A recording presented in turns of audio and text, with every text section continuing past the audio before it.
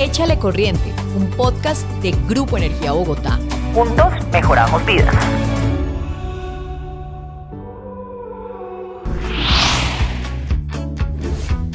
Hola, bienvenidos a Échale Corriente, el podcast del Grupo Energía Bogotá, donde hablamos de todo lo relacionado con el sector energético, la sostenibilidad y el desarrollo del país. Soy Olga Costa y en este nuevo episodio vamos a tener una conversación significativa sobre transmisión energética, equilibrio y seguridad en el sector, de la mano de una invitada muy especial. Bueno, pues hoy en Échale Corriente tenemos una invitada muy especial. Voy a leerles primero el perfil y ya les cuento de quién se trata. Ella es administradora de empresas y especialista en finanzas y evaluación de proyectos. Se ha desempeñado como viceministra de Minas, viceministra de Interior y presidente de la Agencia Nacional de Minería. Tiene bastante experiencia en el sector de hidrocarburos, minas y energía. Ha sido gerente de varias empresas del sector. Fue miembro de la Junta Directiva de ISA y de la Financiera de Desarrollo Nacional e integrante del Consejo Directivo de la Agencia Nacional de Infraestructura y actualmente se desempeña como presidente de Acolgen. Yo creo que ya saben de quién se trata, es Natalia Gutiérrez. Natalia, muchas gracias por acompañarnos. Olga, mil gracias a ti por la invitación a Grupo Energía Bogotá. Maravillosos estos espacios para que votemos corriente. Pues sí, vamos a votar corriente, a echarle corriente pues a todo esto. Natalia, yo quiero contarte un poquito del podcast y recordarle a la gente, nos ha ido muy bien, llevamos ya un año con más de 25 capítulos, si no estoy mal, puede que me equivoque ahí un poquito en el número de capítulos, pero ya llevamos un año y en este momento estamos de número 1 en el sector. Lo vamos a tener en video, ahí ya nos están viendo, entonces pues por eso dijimos, con una mujer como Natalia tenemos que tener video podcast. Muchas gracias, muchas gracias. Bueno, Natalia, estamos abriendo como esta semana y pues este mes y en estos últimos días con una noticia muy importante y es acá, leo una noticia, los titulares, dice el parque solar más grande del país listo para operar. La Loma, nueva fuente de energía limpia que fue asignada en la subasta de contratos del 2019, tuvo una inversión de $126 millones y posee una capacidad instalada de 187 megavatios. Iniciará operación comercial en el primer semestre. Vimos con bombos y platillos esta inauguración, también el gobierno nacional pues participó de esta inauguración. Esto es un proyecto que hace parte de Enel Green Power. Enel pues es un socio estratégico del Grupo Energía Bogotá, es importante aquí aclararlo porque pues también hemos sido como parte de esto. Hablemos un poquito de la importancia de este parque solar y cómo, digamos, esto puede contribuir a la eficiencia energética. Hablo de eficiencia más que estabilidad, porque podemos hablar de energías limpias, ¿o no, Natalia? Bueno, primero felicitaciones. Este es uno ya de los resultados que estamos viendo de las primeras subastas que se hicieron justamente para incentivar todas estas nuevas energías. Y voy a aprovechar para irme un poquito más atrás. Y es que cuando Colombia decide que quiere que estas energías, la solar y la eólica, puedan entrar a Colombia, decide hacer un montón de cambios regulatorios, cambios fiscales, cambios tributarios, para poder permitir que los proyectos de energía solar entraran, sobre todo los de energía solar y eólica, entraran a competir con nuestra matriz. Una matriz que después del apagón de los 90, pues fue una matriz que creció mucho en energía hidráulica y también creció de manera importante en energía térmica, pero que es una matriz mayoritariamente limpia, ¿sí? Y yo creo que este es un hito supremamente importante y una señal muy importante, sobre todo para los que vienen en camino, y es que estos proyectos se pueden sacar adelante, ¿sí? Que son muy importantes no solo para la resiliencia, para la flexibilidad de la matriz energética, sino que entran en un objetivo común que estamos buscando todos como país y como mundo, que es la lucha contra el cambio climático. Entonces, que hay que resaltar que este es uno de esos parques que por su tamaño y por su importancia y por su ubicación estábamos esperando que entrara, que se materializara. Pues nosotros estamos muy contentos desde Acolgen. Felicitamos nuevamente a Enel y a Grupo Energía Bogotá por sacar este proyecto adelante y porque de aquí vienen más, y es la promesa además de seguir invirtiendo y de seguir apostándole al país. Eso me parece importante y además pues aquí entramos en un tema que es el de confiabilidad energética. O sea, hay que apostarle, pues obviamente, pues porque son proyectos también de largo alcance, de inversión y pues no solamente hablando de los proyectos energéticos, sino que le da un impulso importante también a la economía del país. Pero hablando de confiabilidad energética, ¿qué podría uno decir? Mira, yo hacía ahorita como un repaso por titulares y, por ejemplo, qué dicen los influencers. Entonces, algo que de pronto uno desprevenidamente podría decir, oiga, la confiabilidad energética del país está amenazada porque de pronto no ha habido una correcta planeación o de pronto hay alguna parálisis en algunos de estos proyectos y no avanzan al ritmo que deberían avanzar. Es una pregunta que me estoy haciendo como una persona que empezó a mirar en redes qué es lo que está pasando y qué hablan de confiabilidad energética. O sea, puse en el buscador confiabilidad energética. Ok, bueno, entonces para los que nos están viendo y los que nos están oyendo, yo creo que es muy importante aclararles qué es confiabilidad energética para nosotros en el sector, ¿sí? Confiabilidad significa poder estar recibiendo energía 24 horas al día, 7 días a la semana, de manera ininterrumpida, ¿sí? Que no vaya a tener yo miedo de que estoy de pronto tenga que tener un racionamiento de energía. Y que no haya cortes, ¿sí? Porque yo creo que todos los países en diferente medida se han puesto unas metas diferentes para transitar hacia esta carbono neutralidad, pero nosotros siempre hemos llamado la atención a eso que tú le estás poniendo como resaltando, ¿sí? Y es que no podemos hacer una transición energética si no tenemos seguridad energética, ¿sí? ¿Y esto qué quiere decir? Que hay que tener un equilibrio muy especial y muy delicado entre ese tránsito a unas energías más limpias, pero sin perder confiabilidad.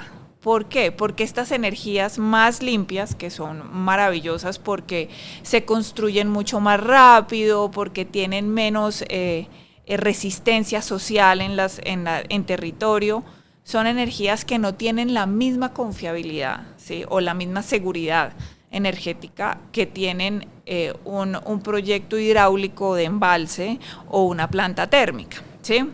Entonces, Colombia, además, por estar ubicada donde está ubicada, pues nosotros tenemos un fenómeno del Niño que sucede cada 4, cada 5 años, y nosotros tenemos que prepararnos para que bajo eventos climáticos extremos como el que estamos viviendo hoy, ¿sí? Todos los colombianos tengamos energía, ¿sí?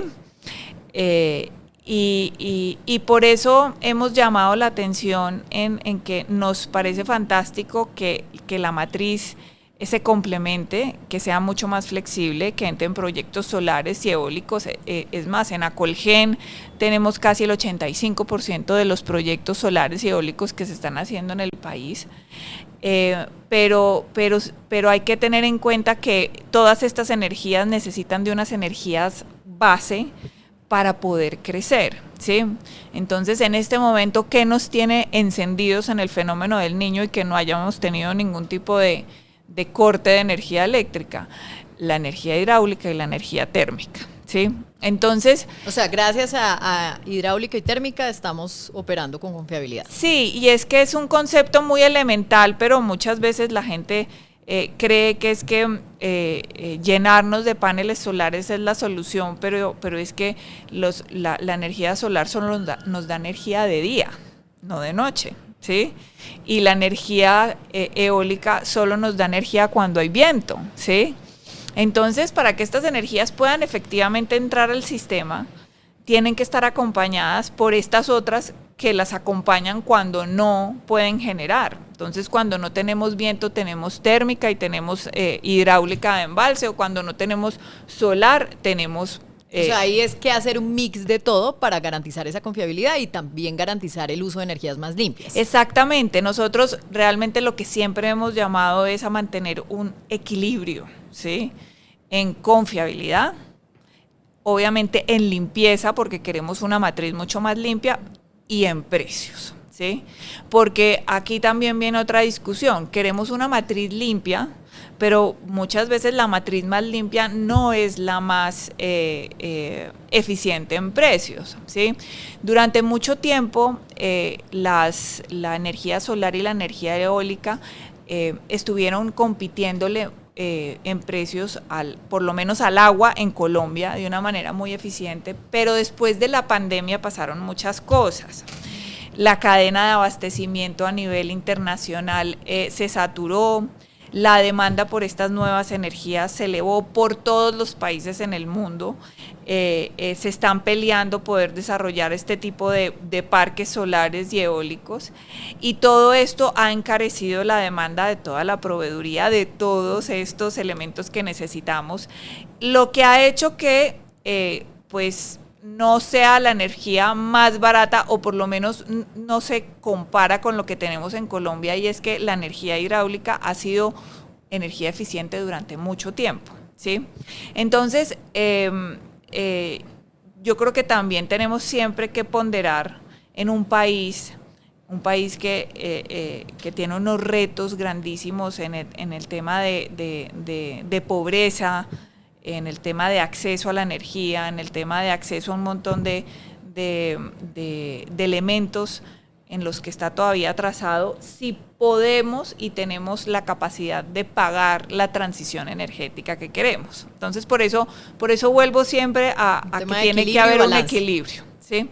Una cosa que sea limpia, una transición limpia, una transición segura, y que la podamos pagar todos los colombianos. Me parece importante ese concepto, hablando de equilibrio energético. Uh-huh. Y precisamente usted toca un tema, y es el tema tarifario. Uh-huh. O sea, el tema tarifario tiene unos retos, también en el tema de transición energética, pues es una transición energética que no necesariamente es poco costosa, uh-huh, puede ser un poco costosa incluso, que le puede pegar al bolsillo de las personas. En esos trinos que yo le decía al principio de esta grabación que uno veía uno por ahí que hablaba de que se cobran 6 veces más sobre la tarifa de energía por los costos que tiene la generación. Y no solo trinos, sino también algunos pronunciamientos por parte de la red de veedurías, y esto se vuelve un tema constante y un tema en donde dicen se están volviendo ricas las, uh-huh, empresas, generación, transmisión, bueno, incluso distribución de energía eléctrica a costa del bolsillo de la gente. Entonces, yo quisiera que tocáramos un poquito eso, porque no sería, digamos, tampoco, pues de pronto como coherente uno decir, no es verdad, las tarifas de energía no han subido, porque sí, o sea, hay gente que presenta los recibos y uno dice, pues esto, o sea, es monstruoso, o sea, cómo están pagando, pero si uno va a la costa, pues bueno, terrible, pero si va uno al valle también, y si va de pronto acá a Bogotá, la gente también se queda, o sea, se vuelve como un tema de voz a voz, diciendo las tarifas de energía están impagables. Bueno, yo creo que este es un espacio maravilloso, y gracias, porque es de estas oportunidades en las que uno tiene el momento de explicar realmente cómo funciona el sector.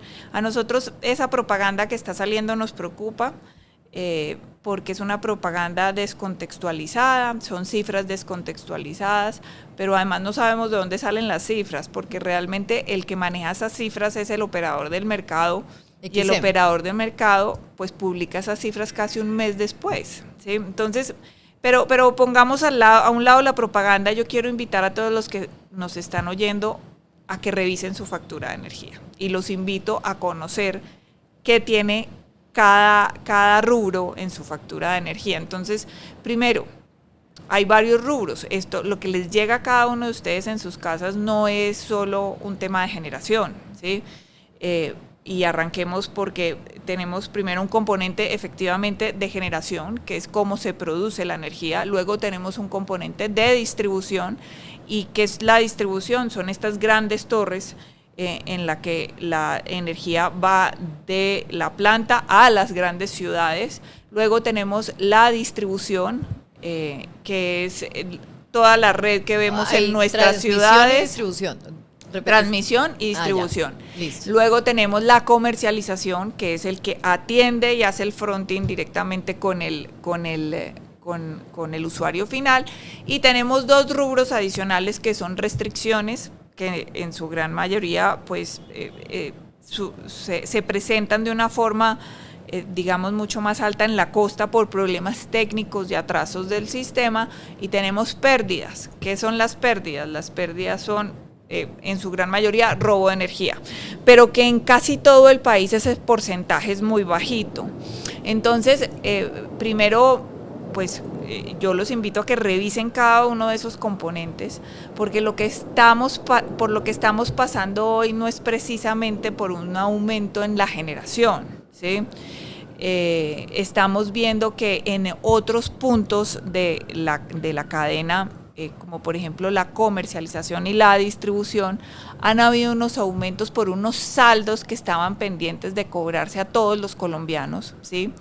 Y que ahorita se están cobrando. Se dejaron de cobrar en la factura en la pandemia y hoy se están recuperando, pero es una plata que le debemos todos los colombianos a estas empresas, ¿sí? Ahora, esto se ha juntado con unos problemas estructurales que nosotros venimos poniendo en el radar hace varios años, ¿sí? Y es que hay un retraso estructural en la entrada de proyectos de energía, ¿sí? Entonces, cada vez este balance entre oferta y demanda lo estamos viendo mucho más estrecho. ¿Y esto con qué se juntó? Se juntó con un fenómeno del Niño, ¿sí? Entonces, un fenómeno del Niño generalmente presiona sobre todo los precios de la bolsa al alza. ¿Por qué? Porque en la medida en la que necesitamos prender térmicas, los precios de la generación suben, porque nos toca generar con combustibles fósiles o nos toca con gas o con carbón, en la medida en la que estamos generando menos con embalses, ¿sí? Con agua. Pero también es muy importante que todos los que nos oyen entiendan cómo este rubro de generación funciona, porque está la idea de que es que el precio de bolsa es el precio que nos están cobrando a todos en nuestras facturas de energía, y no es así. Y voy a poner el ejemplo de mi casa. Yo miro el componente de generación y yo sé que en él hizo la negociación de la generación por lo menos hace 3 o 4 años para la energía que me está cobrando hoy, en contratos de largo plazo, en contratos que tienen justamente ese maravilloso mecanismo de cobertura, ¿sí? De precios. Y casi el 80% de esa energía es la que me está llegando a mi factura. El excedente es el que uno dice que puede afectar la factura de energía, y nosotros calculamos que eso va entre un 5 y un 7%, que es lo que se negocia en bolsa, ¿sí? Entonces no es cierto que los valores de los que se están hablando y de los valores que miramos cuando se está haciendo las negociaciones efectivamente en bolsa sea los valores que se le trasladan al usuario final. Pero adicionalmente hay unos mecanismos regulatorios que no permiten que esos valores se le trasladen nunca al cliente final, ¿sí? Entonces, en efecto, hemos visto un crecimiento en la generación de energía eléctrica, en los costos de generación de energía eléctrica, pero básicamente porque se está disminuyendo el espacio entre oferta y demanda, ¿sí? Los proyectos se están demorando en entrar. Y en este momento estamos pasando por un fenómeno del Niño. Uno esperaría que los precios de bolsa vuelvan a tener un comportamiento estable, más estable a la baja después del fenómeno del Niño, pero aún así resaltamos y hemos hecho un llamado además muy importante al gobierno, y es que el balance entre oferta y demanda sigue apretado. Ahí hay un tema importante y es ese retraso en los proyectos. Lo hablo pues para nadie es un secreto que pues nosotros en el Grupo Energía Bogotá tenemos un componente importante y es la transmisión de energía eléctrica, y hay proyectos, Natalia, que tienen 7, 8 y 10 años de retraso. O sea, proyectos que no han podido entrar, algunos por problemas con las comunidades, que pues a veces también se venden muchas ideas de que los proyectos de transmisión van a acabar con el medio ambiente. Incluso tenemos el caso de Bosque de Niebla aquí muy cerca en la sabana de Bogotá, donde se habla de que el Grupo Energía Bogotá va a acabar con el Bosque de Niebla, cosas que no son tan ciertas. Eso lo vamos a tratar en otro podcast, no me voy a detener tanto ahí, pero sí en ese retraso estructural que usted misma menciona. Entonces, esos retrasos, pues obviamente con estos proyectos que tienen años y años de retraso, uno podría decir, esto le está generando también, digamos, una presión importante al sector energético. Pero algunos de esos proyectos no es solo por oposición incluso de comunidades y demás, sino es por temas de licenciamiento, en específico licenciamiento ambiental. ¿Cómo hacer y qué de pronto uno podría hacer un llamado para que, pues porque si no hay licenciamiento los proyectos no pueden avanzar? O sea, si digamos nosotros como operadores en este sistema, como parte importante en los temas de transmisión, pues si no podemos poner la torrecita, definitivamente, pues no podemos avanzar en el proyecto. Bueno, antes de hablar de ese punto, quiero cerrar el anterior, porque yo creo que también es muy importante. Casi ninguno hacemos la tarea juiciosa de revisar la no, y la es factura. Difícil explicarla. Sí. Y esto no es solo para los bogotanos, esto es para todos, para todo el país. Hay regiones donde la factura de energía llega cargada con un montón de elementos que no son energía eléctrica. Hemos visto, por ejemplo, incluso en el caso de Barranquilla específicamente, habían unos componentes de seguridad. Hay componentes de alumbrado público, hay componentes de seguridad, hay componentes de tasas de aseo, ¿sí? Pero al final uno dice, es la energía. O sea, claro. Cuando uno va a pagar, uno dice, me subió el recibo de la luz tremendamente, y pues si uno mira los componentes, hay muchas cosas en donde realmente lo que usted paga por el servicio de energía es mínimo en cuanto a los otros componentes que le están cargando. Exacto, entonces ahí también quiero hacerle un llamado a todos los colombianos porque este es un sistema que después de que nos apagamos ha sido un sistema maravilloso, seguramente tiene opciones de mejora. Pero Colombia no se ha apagado en los últimos 30 años. Nosotros tenemos un intangible que no lo tenemos tan a la mano, pero la gran mayoría de los colombianos prendemos el switch y hay energía. Esto no pasa en muchos países del mundo hoy. Hay que tener en cuenta, en este momento Ecuador se está apagando 4 horas diarias porque le está pasando un poco lo que nos pasó a nosotros en los 90. Está en mitad de un fenómeno del Niño y su sistema eléctrico no respondió a la demanda. Entonces, países como México está también enfrentando temas de racionamientos, varios países en Europa, ¿sí? Y no solo porque su sistema no respondió, sino porque hubo una mala planeación del sistema y Colombia aprendió a hacer planeación del sistema. Es decir, uno podría decir, ha tenido en los últimos años con los distintos gobiernos una buena planeación en el sistema. Exactamente, y entonces ahí voy al siguiente punto que tú me preguntabas. Pero entonces, bueno, ahora soy yo la que me detengo ahí un poquito. En esa planeación del sistema, cuando uno habla de las reformas que se han venido anunciando, porque pues hay anuncios de que pudiera haber algunas reformas, incluso en la ley de servicios públicos, 142 y demás, ¿usted estaría de acuerdo con que esas reformas se hicieran o habría también que hacer un llamado, venga, revisemos con lupa también qué está pasando porque lo que podemos reformar es algo que está bien hecho, pero que también no se ha cumplido? Porque muchas veces las leyes tienen esos no problemas. se usan. No se usan, exacto. O sea, si uno revisa esa normatividad, uno dice, todo lo que está aquí es lo que debería pasar, pero no se usa. La propuesta de la reforma es la que tiene problema. Yo no digo que no haya cosas que mejorar, seguramente hay cosas que mejorar. Pero si uno parte de que tiene que reformar algo porque supuestamente no funcionó, estamos equivocados en la aproximación, ¿sí? Porque uno no puede decir que nuestro sistema es un sistema fallido o que no ha funcionado por una coyuntura de precios, ¿sí? A mí lo que me parece preocupante es la aproximación que se está haciendo hacia un modelo de mercado y un modelo eléctrico que hemos tenido en Colombia, que no solo tiene una de las coberturas más grandes del mundo, ¿sí? Sino que tiene uno de los mejores equilibrios entre eficiencia, confiabilidad y limpieza, ¿sí?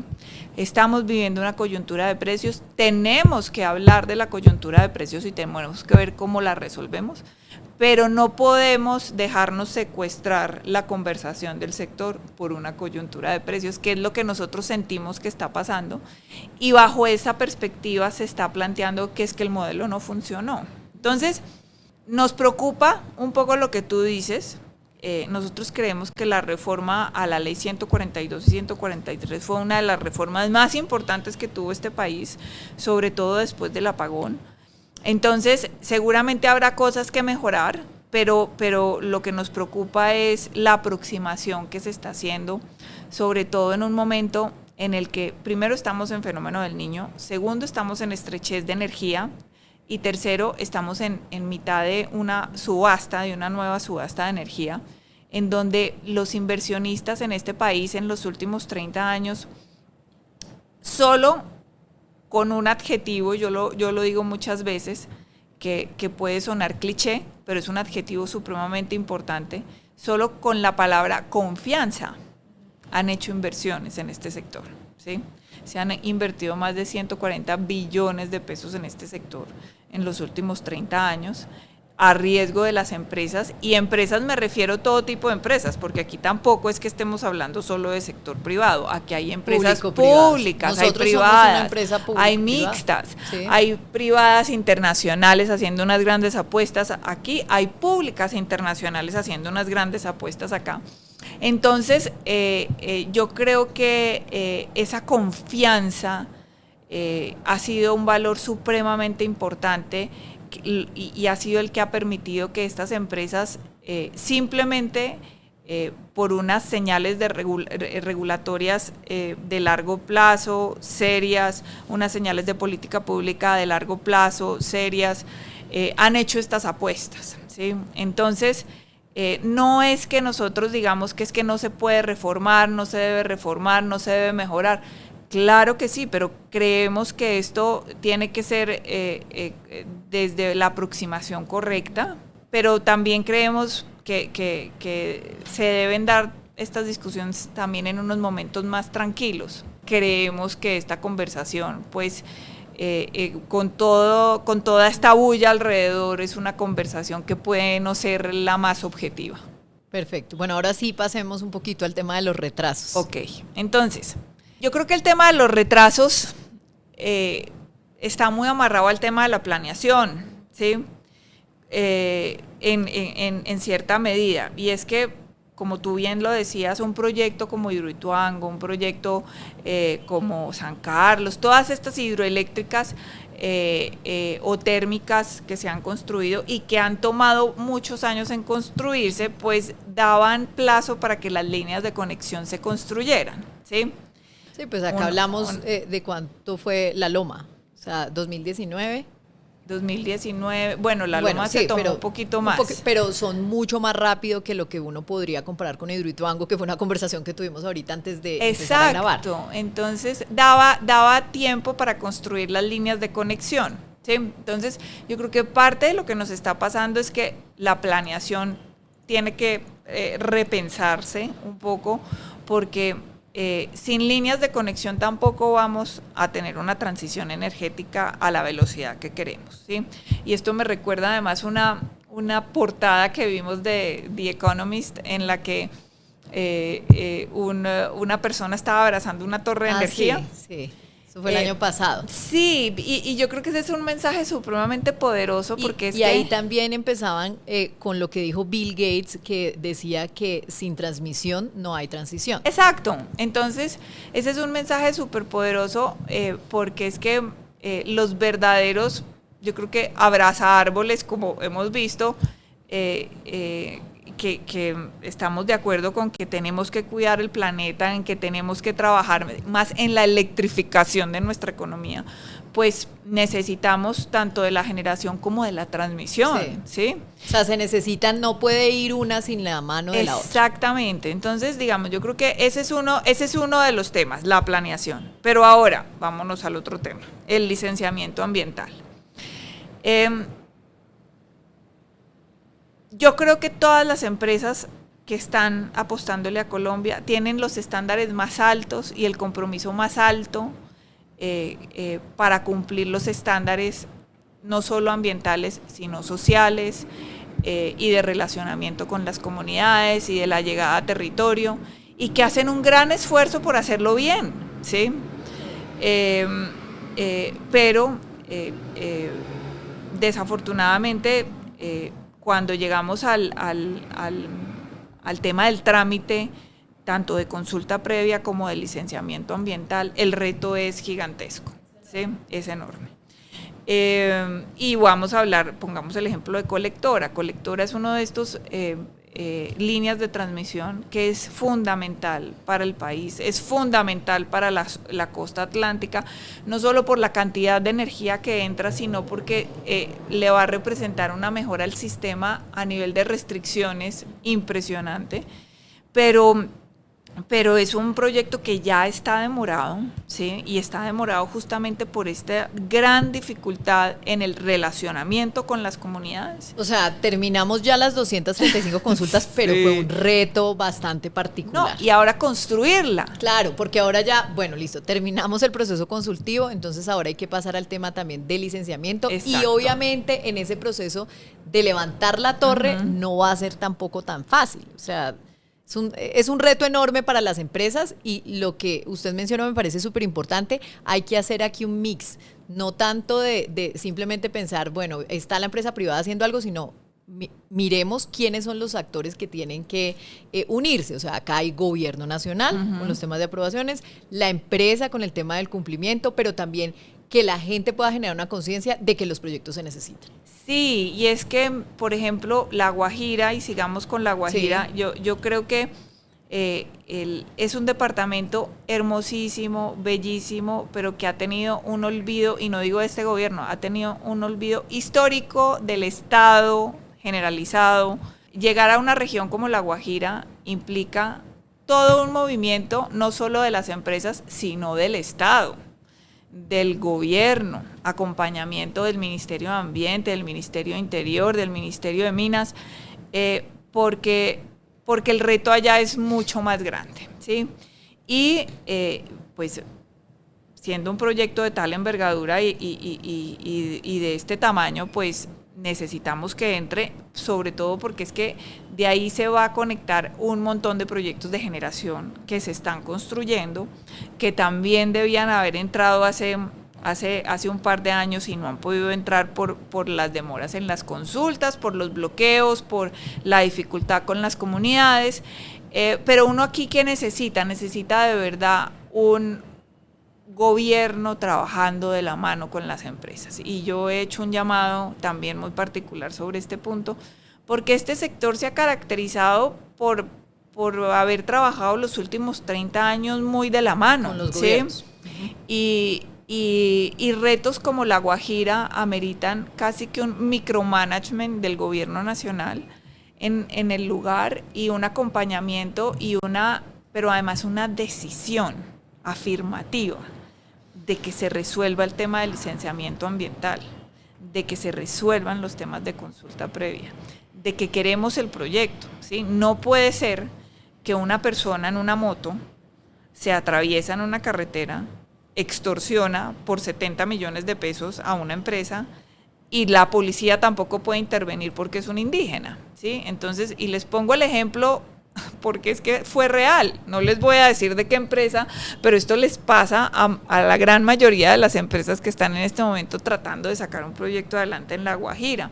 Entonces yo aplaudo y celebro muchísimo que por fin hayan cerrado el tema de consulta previa, pero sí tenemos que hacerle un llamado muy importante al gobierno para que Colectora tenga un licenciamiento ambiental rápido, eficiente, la verdadera transición energética. Eso le iba a decir, hablamos de cambio climático. Exacto. Y el gobierno ha mostrado una preocupación por estos temas y ha dicho que esta es una de sus banderas, o sea, combatir el cambio climático y hacer una transición energética justa. Pero ¿cómo hacemos la transición si no tenemos los proyectos? Exactamente. Ahora, este gobierno tiene un especial interés porque las comunidades se involucran en los proyectos energéticos. Y yo se lo dije al presidente en el evento nuestro, esperemos que pase la moto, en el evento el año pasado, y es, presidente, todo cabe. Cabe que las empresas hagan grandes proyectos, cabe que se trabaje en comunidades energéticas, cabe que el gobierno nacional impulse un trabajo mancomunado entre las empresas, los alcaldes y las comunidades para buscar soluciones de generación en comunidades como la generación distribuida. Las figuras existen, pero además caben todas, vuelvo y digo, esto no es que yo tenga que escoger entre una y otra. O que una sea mejor que otra. Pero en general no podemos perder de vista, y esto es una cosa supremamente importante que muchas veces lo critican, y es, claro, es que son muy pocas empresas las que están jugando en el sector eléctrico, y es cierto, pero no es cierto. A ver, todos los días entran nuevas empresas, ¿sí? Colombia se ha diversificado un montón, pero adicionalmente hay que tener en cuenta que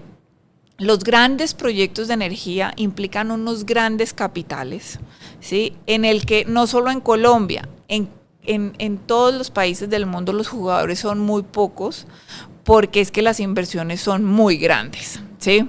Entonces, yo aquí también quiero hacer un llamado, porque es que podemos hacer lo que este gobierno quiere hacer, y es involucrar mucho más a las comunidades en el tema de generación de energía eléctrica, pero también se pueden seguir construyendo grandes proyectos, y no lo digo solo por nuestro consumo interno.